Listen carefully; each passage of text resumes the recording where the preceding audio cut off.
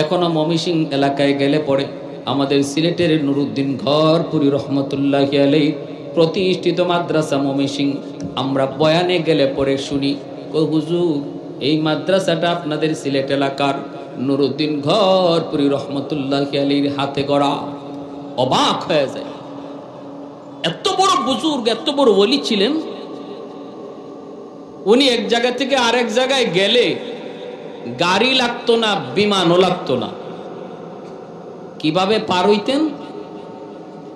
মাগরিবের নামাজ পড়ছেন সিলেট, আসরের নামাজ পড়ছেন সিলেট, মাগরিবের নামাজ মানুষ বলতেছে, আমরা দেখি ময়মনসিংহের মানুষে কয় মাগরিব তো ইনি ময়মনসিংহে পড়ছে। কোন বিমানে গেলেন?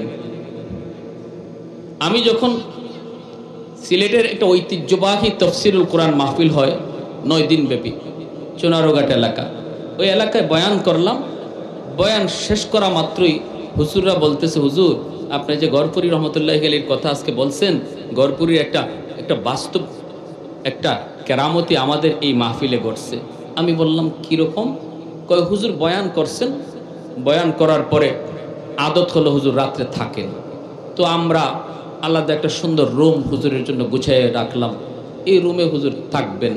কিন্তু রাত 2:30টার দিকে উনি লাঠি রেডি করে, সবসময় বাঁকা একটা লাঠি থাকতো, লাঠি হাতে নিয়ে উনি বের হয়ে যেতেছেন। ছাত্ররা দৌড়ায় যে হুজুরকে তুলছে, হুজুর ঘরপুরি সাহেব তো চলে যেতেছে। কও কি? সব উস্তাদরা হাজির। হুজুর এত রাত্রে আপনি কোথায় যাবেন? এখান থেকে ওনার মাদ্রাসা মনে করেন না হইলেও 50 মাইল দূর, গাড়ি ছাড়া যাওয়ার কোনো সুবিধাই নেই, পায়ে হাঁটে সম্ভবই না। উস্তাদগণ পরামর্শ দিচ্ছেন, সুপারিশ করতেছেন, হজরত আপনি এত রাত্রে কেমনে যাবেন? ইনি বলতেছেন, এই আমি তোমাদেরকে বলছি যে আমারে পাঠাও, আমি তোমাদেরকে বলছি আমারে পাঠাও, আমি কেমনে যাব এটা আমি জানি আর আমার আল্লাহ জানে। সুবহানাল্লাহ, জোরে কথা। ওস্তাদগণ আর সামনে যান না, ভয়ে পিছনে পিছনে আগায় দিতেছেন। উনি রোডে চলে আসছেন। 2:30 বাজে, চুনারঘাট শহর পিনপন নীরবতা, রিক্সা পর্যন্ত নাই, মানুষও নাই। এই অবস্থায় হুজুরকে দাঁড়ায় রয়েছে গাড়ির অপেক্ষায়।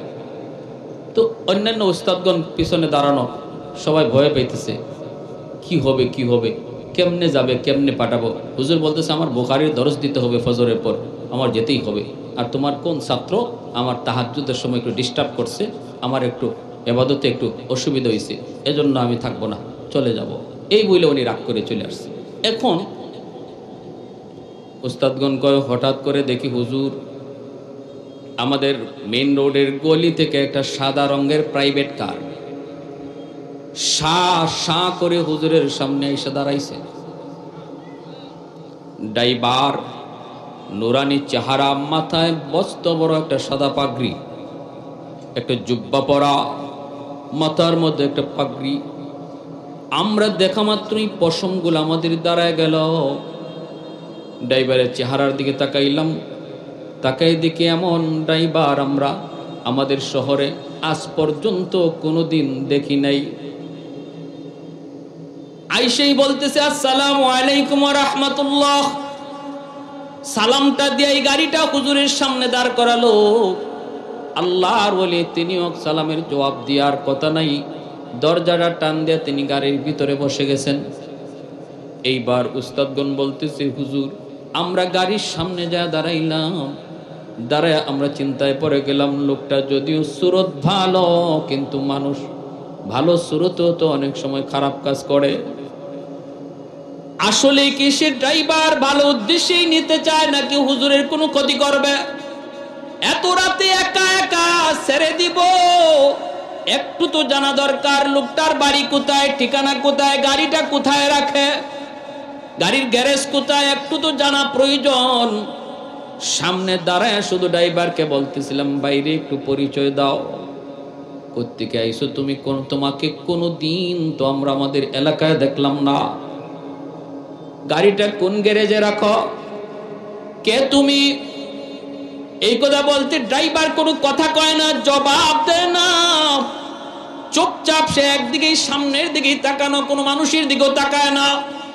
ড্রাইভার ডানে বামে কোনো দিকে তাকায় না, সামনের দিকে তাকায় আছে পাগড়ি পরা একজন তরতাজা যুবক। ওই অবস্থায় আল্লাহর ওলি পিছন থেকে লাঠিটা বের কইরা উস্তাদদেরকে এরকম আঘাত দিয়া বলতেছেন, এই মেয়া তোরা ড্রাইভার রে কি জিজ্ঞেস করো? ড্রাইভার রে তোমরা কি জিগাও? আমারে জিগাও। ও তো জবাব দিবে না, সে তো মানুষ না, জিন। मैं तालिब मौला हूँ मेरे इश्क़ निराला, मैं तालिब मौला हूँ मेरे इश्क़ निराला, है जुमला जहाँ जिनके तजल्ली से उजाला, है जुमला जहाँ जिनके तजल्ली से उजाला, मादरुद जगा गैर खुदा यार नदारम, जुजियात खुदा ही चिदिगर कार नतारम, जुजियात खुदा ही चिदिगर कार नतारम। একটু জোরে সুরে বলি আল্লাহু আকবার। মুসলমানের আওয়াজে বলি আল্লাহু আকবার। ভাইরা বন্ধুরা, জন্য বলতেছিলাম ইংরেজরা সবগুলি মাদ্রাসা ধ্বংস করে দিল। কাসিম নানতুবি বানিয়ে দারুল উলুম দেওবন্দ। আল্লাহর ওলি ভালো করে বুঝলেন, সবগুলি মাদ্রাসা ইংরেজ বেনিয়া গোষ্ঠী ধ্বংস করে দিল।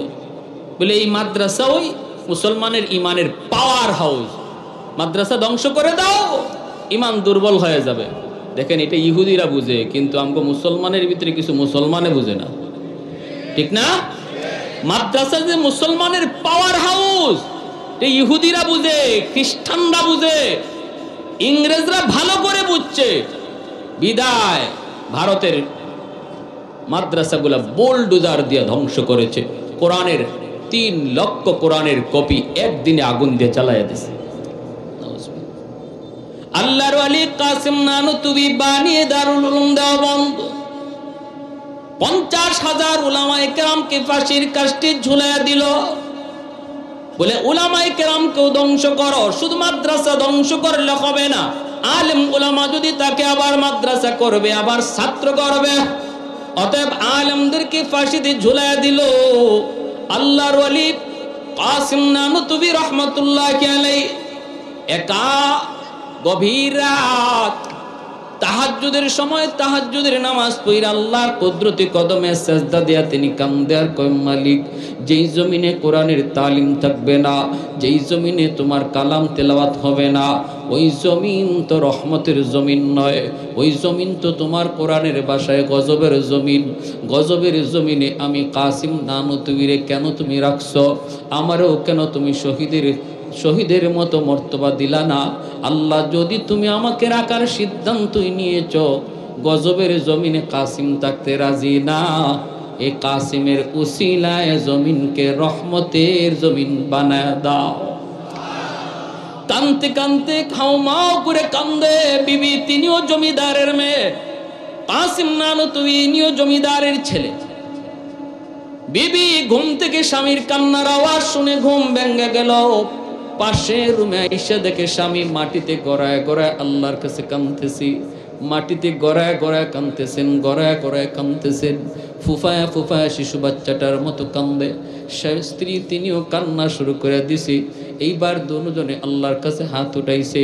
স্বামী দোয়া করে আর স্ত্রী আমিন আমিন কয়। ওই ঘরটা কত বরকতি ঘর, ওই ঘর কত রহমতের ঘর, বরকতি ঘর। যেই করে স্বামী স্ত্রী দুজন একসাথে ফজরের সময় উঠে ফজরের নামাজ পড়ার জন্য, একজন যদি আগে উঠে আর একজন ঘুম থেকে জাগায়, মায়ার নবী বলে, স্ত্রী যদি আগে উঠে স্বামীকে পানি ছিটা দেয়, চোখে পানি ছিটা দিয়ে ঘুম থেকে জাগায়। স্বামী যদি আগে উঠে স্ত্রীর চোখে পানি ছিটা দিয়ে ঘুম থেকে জাগায়। মায়ার নবী কয়, ওই ঘরটা হলো রহমতের ঘর, আর এই দুজনের হলো আল্লাহর পিয়ারা বান্দা বান্দি। ভাইরা বন্ধুরা, আল্লাহর ওলি কান্দে, স্ত্রী আমিন আমিন কয়। আল্লাহর দরবারে কবুল হয়ে গেছে দোয়া। সুবহানাল্লাহ, জোরে কর। কি দোয়া ছিল? আল্লাহ গজবের জমিনে আমি থাকতে চাই না, যদি রাখার সিদ্ধান্তই নিছো আমি কাসিম রে দিয়া গজবের জমিন রহমতের জমিন বানাবো।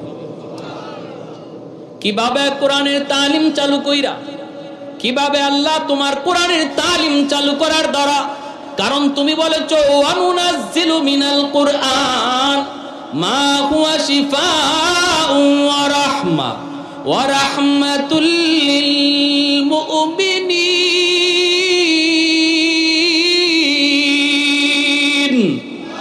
আল্লাহ তুমি বলেছো কোরআন হলো রহমত। সকালবেলা তিনি বের হয়ে গেলেন মানুষের দ্বারে দ্বারে, গোপনে গোপনে চুপি চুপি যাই বলতেছেন, ভাই তোমার ছেলেটারে একটু দাও, আমি কোরআন শিখাবো। গজবের জমিনকে রহমতের জমিন বানাইতে হবে, নতুবা তুমিও টিকবা না আমিও টিকব না। এইভাবে বেঁচে থাকার কোনো অর্থই নাই। সন্তানটারে দাও, আমি তারে কোরআন শিখাই, আমার নবীর একজন নায়েব বানাই। বাবাই কয় হুজুর মন তো চায় কিন্তু ভয়, যদি সন্তান কোরআন শিখতেছে ইংরেজরা টের পায় তাহলে গুলি করে হত্যা করে ফেলবে। আল্লাহর ওলি বলে ভয় নাই, আমার ঘরটাই হবে মাদ্রাসা, আমার ঘরটাই হবে তাদের খানার জায়গা। আর লেখাপড়া করাবো আমি গভীর রাতে, যখন শুধু মানব দানব নয় পাক পাখালি পর্যন্ত যখন ঘুমের সাগরে ডুবে থাকে, ওই টাইমটাতে আমি আমার মাওলার কালাম তাদেরকে পড়াবো। ইংরেজরা টের পাবে কেমন করে। এই কথা বইলে তিনি কিছু ছাত্র কালেকশন করলেন, ঘরের ভিতরে তিনি পড়াইতেছেন আল্লাহর কালাম, চোখের পানি জড়ায় জড়ায় ছাত্র উস্তাদ প্রতিদিন আল্লাহর কাছে কান্দে, মালিক জমিনে তুমি কোরআনের তালিম চালু করায় দাও, আল্লাহর রহমতের জমিন তুমি বানাও। এইভাবেই চলছে। বিবি একদিন কয়, স্বামী গো ঘরে তো খানা নাই, নবীর মেহমানদের কেমন করে খানা দিব? আল্লাহর ওলি কয়, বিবি ও বিবি আর কি করা যায় বলে নেও। আমার বিয়ের সময় আমার আব্বা যতটুকু স্বর্ণ অলংকার দেয়া দিছিলেন, স্বামী গো আমি সবগুলি স্বর্ণ অলংকার নবীর মেহমানদের খাতিরে অক্ষ করে দিলাম, বিক্রি করে দাও, তবুও নবীর মেহমান যেন না খায়া কষ্ট না পায়। এইভাবে আবার বেশ কিছুদিন চলল। একদিন বিবি বলতেছে, স্বামী আজ কি কর্ম, কিছুই তো নাই। আল্লাহর ওলি কয়, বিবি গো এমন বলো না, কারণ আমার নবীর মেহমান কষ্ট পাবে, কষ্ট পাবে, জবাব দিতে পারবো না। ও বিবি আমার মাথায় একটা টুকরি দিয়া দাও। মানুষ তরমুজ খায়া খায়া তরমুজের খোসাগুলি মাটিতে ফালাইছে, এই তরমুজের খাল খোসার উপরে কারো কোনো হক নাই, কারো কোনো দাবি নাই। তরমুজের খোসাগুলি বাজার থেকে টুকায়া টুকায়া আমি টুকরির মধ্যে উঠাবো, এরপরে তোমার কাছে এনে দিব। গরম পানির মধ্যে তুমি তরমুজের খোসাগুলি টুকরা করে ফেলাইবা, বাকিটা করবেন আমার আল্লাহ। আর একটু জোরে করুন না সুবহানাল্লাহ। ওয়াল্লাযীনা জাহাদু ফীনা লানাহদিয়ান্নাহুম সুবুলানা ওয়া ইন্নাল্লাহা লামাআল মুহসিনিন।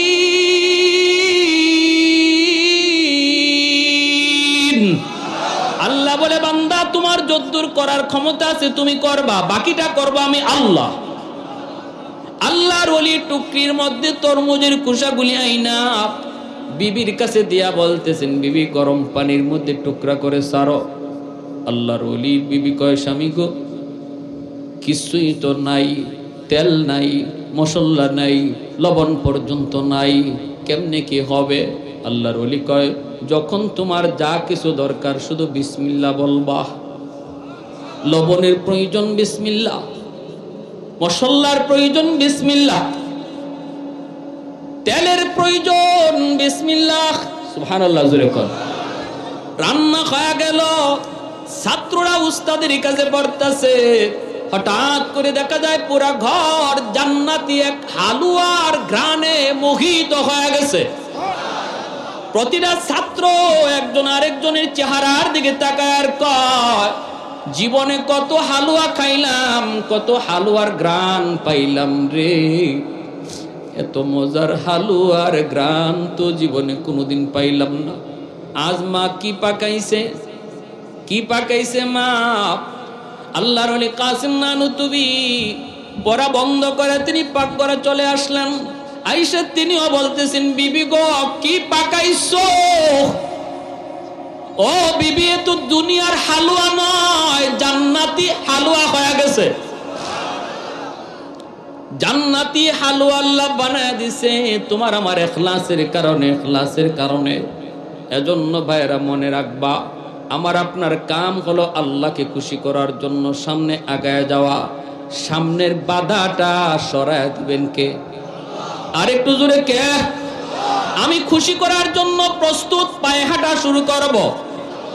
আমি আল্লাহকে খুশি করার জন্য এই কাজটা করব, কিন্তু সমাজে সাপোর্ট দেয় না, সমাজ আমার পক্ষে না। কয় না, তুমি সামনে আগাও আল্লাহকে খুশি করার জন্য। সমাজের বাধাটাও দূর করে দিবে কে? মান আহাব্বা লিল্লাহ ওয়া আবগাদা লিল্লাহ ওয়া আতা লিল্লাহ ওয়া মানা লিল্লাহ ফাকাদ ইসতাকমালাল ঈমান। আমার আপনার মহব্বত হবে আল্লাহর জন্য। কারোর সাথে আমি দুশ্মনী রাখি, সেটাও কার জন্য? আমি কাউকে দেই, দান করি, সেটাও কার জন্য? আমি কাউকে দেই না, দান করি না, সেটাও কার জন্য? আল্লাহর জন্য। কালেকশন করতেছে ফুটবল খেলার জন্য, ক্রিকেট খেলার জন্য, সিনেমা হল উদ্বোধনের জন্য, গান বাজনার আয়োজনের জন্য চাইছে, এরপর আমি দেই না। কেন দিলাম না? কার জন্য? আর একটু জোরে, কার জন্য? ওয়াজ মাহফিলে আমি সদকা করি, ওয়াজ মাহফিলে আমি দান করি, সহযোগিতা করি, এটাও কার জন্য? মাদ্রাসায় দান করি, কার জন্য? মহব্বত করব কার জন্য? তার সাথে চললে পরে, তারে মহব্বত করলে পরে আমার নামাজের দিকে আগ্রহ বাড়ে, মহব্বত করলে পরে উলামায়ে কেরামের প্রতি শ্রদ্ধা ভক্তি বাড়ে, তার সাথে চললে পরে আমার আখিরাতের দিকে আমার ধ্যানকাল বাড়ে। কয় তারে এজন্য আমি ভালোবাসি, এজন্য আমি ভালোবাসি, ওর থেকে আমি দূরে থাকি। কেন?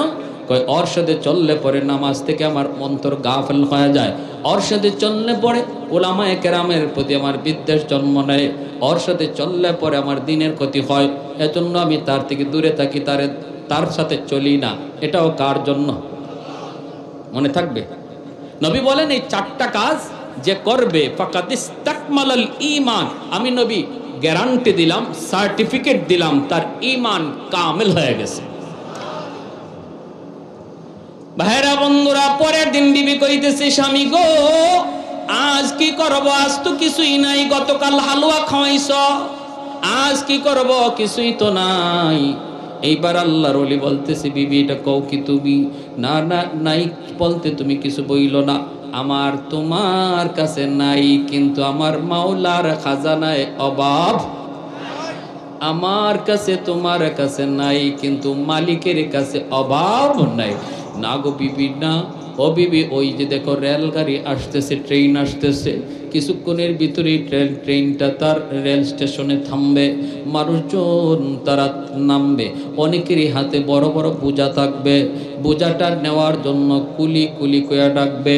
বিবি গো আমার মাথায় সেরা গামছাটা তুমি পেছায় দাও, নবীর মেহমানদের খাতিরে আমি কুলি হইতে রাজি। জমিদারের ছেলে কিন্তু রে ভাই, জমিদারের ছেলে, তিনি বলতেছে নবীর মেহমানদের খাতিরে। কারণ যার উসিলায় আল্লাহ জমিন টিকায় রাখলো, যাদের উসিলায় এখনো জমিনে বাতাস বয়, সূর্য উঠে, ওদের খাতিরে আমি যদি কুলি হইতে হয়, কুলি হইতে রাজি। মাথার মধ্যে সেরা গামছা লইয়া তিনি রেল স্টেশনে চলে গেলেন। যাইয়ে আল্লাহর ওলি কাসিম নানুতুবি, যার নাম শুনলেই ইংরেজরা থরথর করে কাঁপত, যার নাম শুনলেই ইংরেজরা ভয় পাইত, ওই মানুষটা দেখতে শুনতে ছোট মানুষ ছিলেন, দেহটা বড় ছোট ছিল, নাম যত বড় মানুষ কিন্তু তত বড় ছিলেন না। এজন্য মানুষ অনেক সময় ধোঁকা খাইতো, ইংরেজরাও ধোঁকা খাইতো। আরে কাসিম নানুতুবি এই মানুষ হয় কেমনে? মসজিদের ভিতরে তিনি কোরআন তিলাওয়াত করতেছেন, ইংরেজদের কাছে খবর চলে গেল, ইংরেজরা মসজিদের ভিতরে ঢুকলো, উনি টের পায়া জায়গা বদলাইলেন, এই জায়গায় তিলাওয়াত করেন, একটু জায়গা সরে গেলেন, ইংরেজরা ভিতরে ঢুইকা দেখে মসজিদের ভিতরে একটা ছোট্ট মানুষ, দেহটা অনেক ছোট্ট, ওই মানুষটা কোরআন তিলাওয়াত করে। ইংরেজরা ভাবতেই পারে না এই মানুষটাই কাসিম নানুতুবি। ইংরেজরা যায় কয়, ও মিয়া কাসিম নানুতুবিরে দেখছো নি?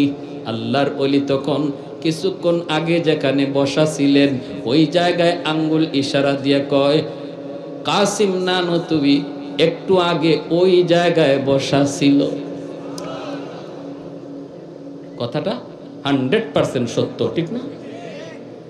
ইংরেজরা কয় তাহলে তো বেশি দূর যায় নাই, তাড়াতাড়ি বের হও। আর উনি ওনার জায়গায় নিশ্চিন্তে আল্লাহর কালাম তিলাওয়াত করতেছেন। সুবহানাল্লাহ। ওয়া ইযা ক্বারাতাল কুরআন জাআলনা বাইনাকা ওয়া বাইনাল্লাযীনা লা ইউমিনুনা বিল আখিরাতি হিজাবাম মাসতুরা। আল্লাহ বলে যারা কোরআন পড়ে, আমি আল্লাহর কালাম যারা ইখলাসের সাথে তেলাওয়াত করে, ওই অবস্থায় দুশমন যদি তারে মারতে আসে, আমি আল্লাহ তার মাঝে আর দুশমনের মাঝে কুদরতি পর্দা ঢেলে দেই। সব দেখবে কিন্তু কোরআন তেলাওয়াতকারীকে দেখবে না। ভাইরা বন্ধুরা, ওই কাসিম নানুতুবি তিনি রেল স্টেশনে তিনি যখন ডাকতেছেন, আমি কুলি আমি কুলি, আমাকে দিয়ে কেউ বোঝাটা নেই বানি, ওই অবস্থায় একজন মানুষ ভারী একটা বোঝা নিয়া ডাক দিছে, এ কুলি এদিকে আসো। কাছে গেছেন, লোকটা দেখা কয়, মিয়া তোমার গায়ে তো শক্তি কম, তুমি আমার এত ভারী বোঝা নিতে পারবা না। আল্লাহর ওলি বলেন, ইনশাআল্লাহ আমি পারবো, ইনশাআল্লাহ পারবো। লোকটায় কয়, না তোমার গায়ে শক্তি কম, তুমি মনে হয় পারবা না। আল্লাহর ওলি বলেন, ইনশাআল্লাহ আমি পারবো, কোন রকম আপনি আমার মাথায় বোঝাটা উঠায় দেন। উনি ভাবছেন বোঝাটা হবে আধমন, কিন্তু মূলত বোঝাটা ছিল 2.5 মণ ওজনের। আল্লাহর ওলি জীবনে কোনোদিন মাথায় বোঝা উঠাইতে হয় নাই, কারণ জমিদারের ছেলে বোঝা মাথায় তার তুলতে হয় না।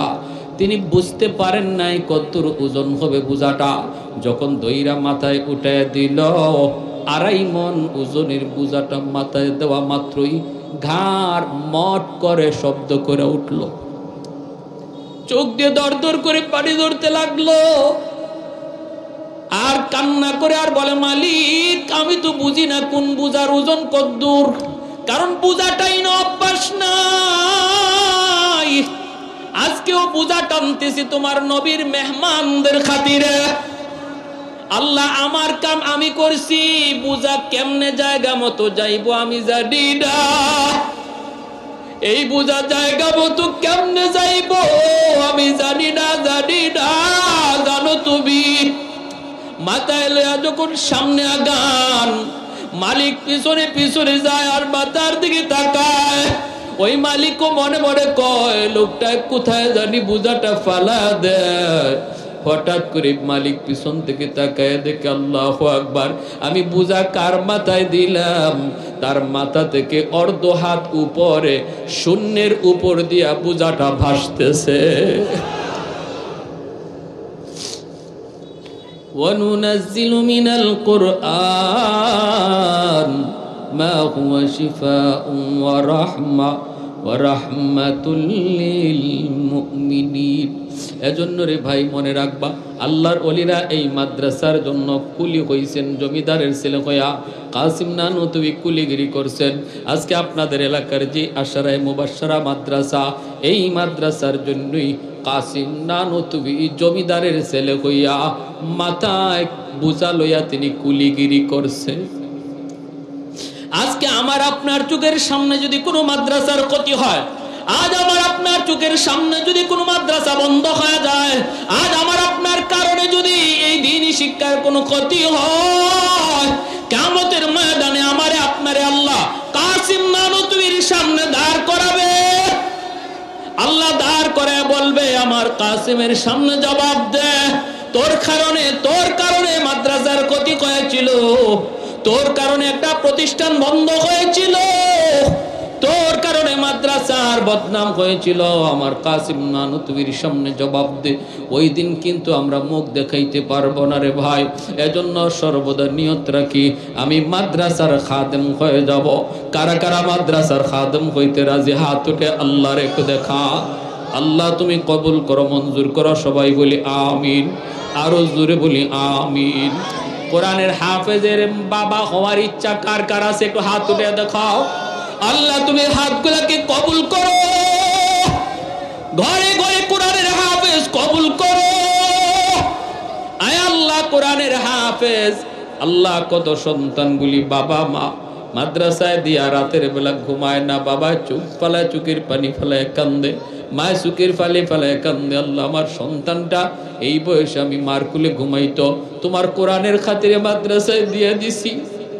কখন খায় কখন ঘুমায় কি খায় আমি মা জানি না। ওই সকল বাপ মার কলিজাকে তুমি শীতল করে সন্তানকে নায়েবে নবী বানাও। সবাই বলেন আমিন, আর একটু জোরে বলেন আমিন। আমার ভাই যিনি মাদ্রাসা প্রতিষ্ঠা করছেন, বাবা মা দুনিয়ায় নাই, দোয়া চাইছেন, দোয়া চাইছেন। আল্লাহ তার আওলাদ থেকে তুমি কোরআনের হাফেজ আলেম দ্বীন কবুল করো। প্রত্যেকে নিয়ত করি, প্রত্যেকে নিয়ত করি আমি একজন জেনারেল পরিবারের সন্তান, আমার ফ্যামিলিতে কেউ আলেম নাই, গোষ্ঠীতেও আলেম নাই, আমি একা। আমার আব্বা একজন শিক্ষিত মানুষ, ইনি সরকারি হাসপাতালে ডাক্তার ছিলেন, এখন রিটায়ার্ডে আছেন। সবার বড়, 3 ভাইয়ের বড় আমি। আমার ইমিডিয়েট ছোট ভাই ঢাকা ইউনিভার্সিটি থেকে আইন বিভাগে পড়ালেখা করে, তারপরে বর্তমানে এখন আইন মন্ত্রণালয়ের অতিরিক্ত সচিব। একসময় আমাদের সিলেটের জেলা জজ ছিল। ইমিডিয়েট তারপরে ছোট ভাইটা আমেরিকায়, তাও ঢাকা ইউনিভার্সিটি থেকে। আমার আব্বা যখন আমার স্কুল থেকে মাদ্রাসায় দেন, তখন আমার চাচারা আয়সা আব্বারে ধরছেন, পোলাটা প্রাইমারি স্কুলে বৃত্তি পাইছে, এই ছেলেটারে তুমি মাদ্রাসায় দিতেছো, তার জীবন ধ্বংস করে দিতেছো। মাদ্রাসায় পড়া মানে খাবে কেমনে, চলবে কেমনে, বউ ফালবে কেমনে। সমাজে এমন কথা আসেনি না নাই? আমার আব্বা আমারে প্রায় বলতেন, বাবা তোমার এই স্কুলে নিতেছি, তুমি স্কুলে যাইতেছো ঠিক, কিন্তু তুমি কিন্তু মাদ্রাসায় পড়বা। আমি তখনই বলতাম, বা তাহলে স্কুলে নিচ্ছেন কেন? বলে বাবা মাদ্রাসায় একটু বাংলা অঙ্ক ইংরেজি একটু কম গুরুত্ব দেয়, এজন্য তোমার স্কুলে প্রথমে ভর্তি করছে। কিন্তু আলহামদুলিল্লাহ বর্তমানে মাদ্রাসাগুলোতে বাংলা অঙ্ক ইংরেজি স্কুলের মানেই পড়ানো হয়। এটা জানেন তো আপনারা? ক্লাস 5 পর্যন্ত মাদ্রাসায় স্কুলের যে অঙ্ক ইংরেজি আছে একদম সমান, একই মানের বই পড়ানো হয়। আমাদের সময় এমনটা ছিল না। তখন আমার চাচাদের সাথে আমার আব্বার দ্বন্দ্ব বেজে গেল। সিদ্ধান্ত আসলো আমার উপরে। আব্বা বললেন আমার ছেলে স্কুলে পড়বে না মাদ্রাসায় পড়বে, এই সিদ্ধান্ত আমিও দেব না, তোমরাও দেব না, আমার ছেলেরে জিজ্ঞেস করো। তখন আমার চাচারা আমারে বলতেছেন, তারাও একজন বড় বড় অফিসার, বলতেছেন বাবা তুমি কোথায় পড়বা? আমি এই মাদ্রাসা আব্বার মুখ থেকে শুনতে শুনতে যাই স্কুলে, কিন্তু 24 ঘন্টা আব্বা আমার খালি মাদ্রাসাই শোনান। আবার মাদ্রাসার বারান্দা তো নিয়ে যান, মাদ্রাসা দেখাইও আনেন, পরে স্কুলে কিন্তু আমার এই মাদ্রাসা দেখান। এরকম করতে করতে আমার দিলের ভিতরে মাদ্রাসার মহব্বত বসে গেছে। যখনই আমার চাচারা জিজ্ঞেস করছেন তুমি স্কুলে পড়বা না মাদ্রাসায় পড়বা, আমি ফার্স্ট চান্সে বলছি আমি মাদ্রাসায় পড়ব। দেরি নাই, সিদ্ধান্ত ফাইনাল। ঠগলাম, কথা বলেন না? আমার আব্বা আমারে মাদ্রাসায় দিয়ে আব্বা ঠকছেন। আমার ভাই এখন সচিব আইন মন্ত্রণালয়, কিন্তু তারপরও আমার ভাইয়ের পরিচিতি এতটা নাই। আল্লাহর রহমতে যতটা পরিচিতি আমার আছে, ঠিক না? দুনিয়ার লাইন বাদ দিলাম, আখেরাতের লাইন তো আল্লাহর হাতে। শুধু দুনিয়াটা দিক দেখাইলাম, আখেরাত আল্লাহর হাতে। তবে আমরা আশা করি আল্লাহ কোরআনের খাতিরে কোরআনওয়ালাদেরকে আল্লাহ আলাদা সম্মান দিবে, এটা আমরা আল্লাহর কাছে আশাবাদী। শুধু কোরআনওয়ালাদেরকে না, কোরআনওয়ালার বাপ মাকেও আল্লাহ আলাদা মর্যাদা দিবে। আল্লাহ আমাদের সবাইকে এতটুকু বুঝ দান করুন এবং প্রত্যেক বাপ মাকে একজন হাফেজে কোরআনের বাপ মা হিসাবে কবুল করুন। সবাই বলি আমিন, আর একটু জোরে বলি আমিন। ওয়া আখিরু দাওয়ানা আনিল হামদুলিল্লাহি রাব্বিল আলামিন। আল্লাহুম্মা সাল্লি আলা মুহাম্মদ وعلى آل محمد الذي هدانا لهذا وما كنا لنهتدي لولا أن هدانا الله لقد جاءت رسل ربنا بالحق ربنا ظلمنا أنفسنا وإن لم تغفر لنا وترحمنا لنكونن من الخاسرين رب اغفر لي ولوالدي وارحمهما كما ربياني صغيرا رب ارحمهما كما ربيانا صغيرا يا حي يا قيوم برحمتك نستغيث يا حي يا قيوم برحمتك نستغيث রব্বুল আলামিন কুদরতি নজরে একটু তাকায় দেখো তোমার কতিপয় বান্দারা এই গরমের মধ্যেও বসে বসে তোমার কথা, তোমার কোরআনের কথাগুলি মনোযোগ দিয়ে শুনতেছে গো আল্লাহ। আল্লাহ, দুনিয়ার কোনো ফায়দা নাই, দুনিয়ার কোনো লাভ নাই, শুধুমাত্র তোমাকে খুশি করার জন্য। আল্লাহ, আমাদের প্রত্যেকের আজকের এই আশা আর বসাকে তুমি আমাদের নাজাতের ওসিলা হিসাবে কবুল ফরমাও। যারা হাত বাড়াইছি গো মালিক, জানি না আমার মতো কার জানি মা দুঃখিনী দুনিয়ায় নাই। যার মা নাই সে জানে মা কত বড় নিয়ামত, যার বাবা নাই সে জানে বাবা কত বড় দৌলত। ও মালিক, যার বাবা আছে মা আছে, ঘরে গিয়া মা কয়ে ডাক দেয়, মা দরজা খুলে দেয়। আমার মতো যার মা নাই, মাসকে মাস বছরকে বছর চলে যায়, মা দুঃখিনী দরজার সামনে দাঁড়ায়া আমার জন্য আর অপেক্ষা করে না। ঘরে গিয়া মা কয়ে ডাক দিতে পারি না। আয় আল্লাহ, আগে তো মা যতদিন দুনিয়ায় ছিলেন, মাহফিল শেষ হয়ে গেলে পরে বাড়িতে না ফিরা পর্যন্ত, বাসায় না ফিরা পর্যন্ত দুঃখিনী মা তিনি ঘুমাইতেন না। এখনো কত মা সন্তান যেদিন বাড়িতে যাওয়ার খবর দেয়, ওই রাতে দুঃখিনী মা সন্তান বাড়ি না যাওয়া পর্যন্ত ঘুমায় না। গভীর রাত হয়ে গেলে পুরো মার ঘরের বাতি জ্বলে, সবাই ঘুমায় পড়ছে, কিন্তু দুঃখিনী মা ঘুমায় না। এই আল্লাহ, এমন যেই সন্তান, এমন মা যেই সন্তান হারায় ফেলছে, হাত দুইটা উঠে আমার তরফ থেকে তোমার দরবারে মাফ চায়। আল্লাহ, তুমি তার মাফ ফরমাও, মার কবরখানাকে জান্নাতের বাগিচা বানিয়ে দাও। শীতের দিনে বিছানা ভিজা দিছি, মা ভিজা বিছানায় শুইয়া আমাকে বুকে রাইকা সারা রাত কাটায় দিছে। রাগ করে ঘর থেকে বের হয়ে গেছি, সবাই ঘুমায়া গেল, মা দুঃখিনী ঘুমাইছে না। গভীর রাতে দরজার পাশে যায় যখন আম্মা কয়ে ডাক দিছি, সাথে সাথে মা দরজাটা খুলে দিছে। মা গো, তুমি বুঝি ঘুমাও না? মা কই, বাজান তোমার বাইরে রেখে আমি মা কেমনে ঘুমাই? সবাই ঘুমায়া গেল, মা ঘুমাইতে পারে না রে বাজার। সবাই ঘুমায়া গেল, সন্তান বাহিরে রেখে মা ঘুমাইতে পারে না।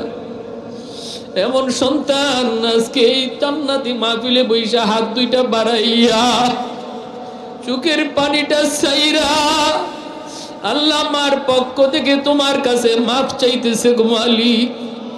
মেহেরবানি করে তুমি মাফ ফরমাও। যেই বাবা আল্লাহ খাইতে বসলে আমি পাশে যায় দাঁড়াইছি, বাবার নিজের মুখের লোকমা আমার মুখে তুইলে দিছে। ঈদের দিনে বাবার নিজে ভালো কাপড়, নতুন কাপড় কিনে নাই, আমাকে নতুন কাপড় কিনে দিছে। বাবা আমার লইয়া ঈদগাহের দিকে হাসতে হাসতে রওনা দেয়। আমার পরনে নতুন কাপড়, বাবার পরনে চিরা লুঙ্গি। ঘর বানায়া দিয়া গেছে, আমার মাথার উপরে লাইট জ্বলে, ফ্যান ঘুরে, বাবা যে করে শুয়ে আছে, আলো নাই বাতাস নাই, অন্ধকার ঘর, কীট পতঙ্গের ঘর, সাপ বিচ্ছুর ঘর। ও আল্লাহ, বাবার কবরে তুমি জান্নাতি বিছানা বিছায়া দিও। আল্লাহ, বাবার কবরে জান্নাতি আলোর ব্যবস্থা করে দিও। আল্লাহ, বাবার কবরে জান্নাতি আলোর ব্যবস্থা করে দিও। ওই বাঁশ বাগানে কেমনে আছে মা, কেমনে আছে বাবা, আল্লাহ তুমি ছাড়া কেউ জানে না। আয় আল্লাহ, ও মালিক, আদরের দাদা দাদি, নানা নানি, শ্বশুর শাশুড়ি, বিবি বাচ্চা, ভাই বোন, কত মায়ার মানুষ অন্ধকার কবরে চলে গেছে। কত বাবা নিজের কাঁধে সন্তানের লাশ বহন করে কবরে রাখছে। দুনিয়াতে এর চেয়ে ভারী কোনো বোঝা হয় না, যেই বাবার কাঁধে সন্তানের লাশ উঠে। এত ভারী বোঝা আমাদের কাঁধে দিও না আল্লাহ। কত মায়ার মানুষগুলি আল্লাহ, তাদের হাসি খুশি চেহারাটা এখনো চোখের সামনে ভাসে। যারা একদিন এই করে ঘুমাইতো, এই রাস্তা দিয়ে হাঁটতো, এই মসজিদের নামাজ পড়তো, তারা আজ কোথায় গেল, কোথায় রইল, কিভাবে রইল, তুমি ছাড়া কেউ জানে না আল্লাহ। এই মজলিসের যার হাতখানা তোমার পছন্দ হয়, আমি বহুত বড় গুনাহগার গো মালিক, কিন্তু এতগুলা মানুষের ভিতরে অবশ্যই তোমার কোনো ওলি না ওলি এখানে আছে আল্লাহ। ওই ওলির হাতের খাতিরে, তোমার ওই পেয়ারা বান্দাটার হাতের উসিলায় আল্লাহ আমাদের সকল মুর্দে গানরে তুমি মাফ করো। এই মাদ্রাসার প্রতিষ্ঠাতা আমার ভাই, আল্লাহ বাপ মার জন্য দোয়া চাইছে। মা বাবা দুনিয়ায় নাই, আল্লাহ আমার কাছে দোয়া চাইতে যায় কান্না করে ফেলাইছে। আল্লাহ তুমি তার আব্বা আম্মারে মাফ করে দিও। এই মাদ্রাসাখানার উসিলায় কবরখানায় জান্নাতের বাগিচা বানায় দিও। আয় আল্লাহ, প্রতি রাত প্রতিদিন যে কোরআন তেলাওয়াত হয়, এর সবের একটা অংশ তার আব্বা আম্মার কবরে তুমি জারি রাখো। ও মাওলায়ে করিম, আমাদের আব্বা আম্মা যাদের জীবিত হায়াতে বরকত দিয়ে দাও, বিবি বাচ্চা ভাই বেরাদরে হায়াতে বরকত দিয়ে দাও। আমাদের সন্তানগুলিকে কোরআনের হাফেজ বানাও, আলেমে দিন বানাও, দুনিয়ার যাবতীয় ফিতনা ফসাদ থেকে হেফাজত করো আল্লাহ। কত বাবা কত মা আশা করে মাদ্রাসায় সন্তানরে ভর্তি করছে আল্লাহ, কষ্ট করে করে সন্তানের লেখাপড়ার খরচ দিতেছে। একজন কোরআনের হাফেজের বাবা হইতো, হাসরের মাঠে তুমি ডাক দিবা, কোরআনের হাফেজের বাবা, ও হাফেজে কোরআনের মা কইয়া ডাক দিবা। এই ডাকটা শোনার জন্য কত বাবা দিলের মধ্যে আশা বাইদা সন্তানের নিজের কাছ থেকে মাদ্রাসায় ফালায়া রাখছে। আল্লাহ, এই বয়সে আমার বাচ্চা আমার কোলে ঘুমায়, আর ছোট ছোট বাচ্চাগুলি বাম্মা সাইরা কোরআনের মহাব্বতে নিজে খায়, নিজে ঘুমায়। যেই সন্তানটারে বাবা নিজের হাতে খাওয়াইতো, মা নিজে বিছানা কইরা দিত, মা নিজের হাতে গোসল করাইতো, তোমার কোরআনের খাতিরে যেই সন্তান এখন সব কাজ নিজে করে, আল্লাহ ওই সন্তানটারে তুমি দ্বীনের জন্য কবুল করে নাও। আল্লাহ হাফেজে কোরআন বানাও, আলেমে দ্বীন বানাও, বাপ মার মনের আশা পূরণ করে দাও। এই মাদ্রাসার সকল ছাত্রদেরকে তুমি দ্বীনের এক একজন বহুত বড় দায়ী বানাও। উস্তাদদেরকে তুমি কবুল ফরমাও। মাদ্রাসার কমিটিতে যারা আছে, সহযোগিতা যারা আছে, প্রত্যেকের সহযোগিতাকে নাজাতের উসিলা বানায় দাও। আল্লাহ এলাকার সবগুলা মানুষকে মাদ্রাসার সাথে মহব্বত রাখার তৌফিক দাও। আরে আল্লাহ, ছাত্রগুলাকে নিজের সন্তানের মতো মায়া করার তৌফিক দাও। আয় আল্লাহ, যারা অসুস্থ আছে সুস্থ করে দাও। ডাইনে বামে যত মুর্দেগান কবরে আছে আল্লাহ, মাহফিলের খাতিরে সবাইকে মাফ করো। আয় আল্লাহ, আয় আল্লাহ, ব্যবসায়ী ভাইদের ব্যবসায় বরকত দাও, হালাল পথে আমাদেরকে চালাও। আল্লাহ, হারাম থেকে বাঁচাও। মা বোনদেরকে মাফ করো। আমার যুবক ভাইদেরকে আল্লাহ তুমি দিনদার, আয় আল্লাহ ইসলামের সৈনিক বানাও। আল্লাহ ফিতনা ফসাদ থেকে মুসলিম যুব সমাজকে হেফাজত করো। আয় আল্লাহ মোবাইলের খারাপি থেকে যুব সমাজকে হেফাজত করো। আয় আল্লাহ মোবাইলের খারাপি থেকে আমরা মুসলমানদেরকে হেফাজত করো। ওয়াসাল্লাল্লাহু তাআলা আলা খাইরি খালকিহি মুহাম্মদ ওয়া আলা আলিহি ওয়া আসহাবিহি আজমাইন। আমিন বিরহমাতিকা ইয়া আরহামার রাহিমিন।